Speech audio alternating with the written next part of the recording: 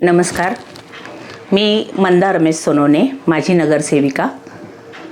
मी गेले 25-30 वर्ष BJPची सक्रिय सभासद आहे आणि मी कार्यकर्ता म्हणून त्यांचं नेहमी BJPचं भारतीय जनता पार्टीचं काम केलेलं आहे।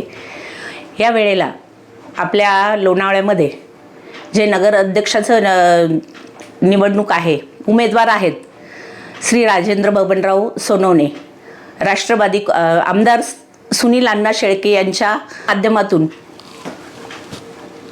उभे आहेत।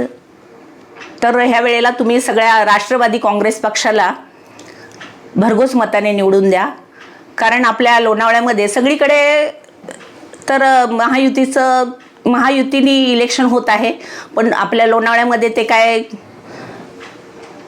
होत नाहीये। ते आता काही जे आहेत लोक राजकारणी ते खेळ करतात, त्याच्यामुळे हा सगळा मोठा गोंधळ होतोय, सगळ्यांचं त्यामुळे नुकसान होतंय।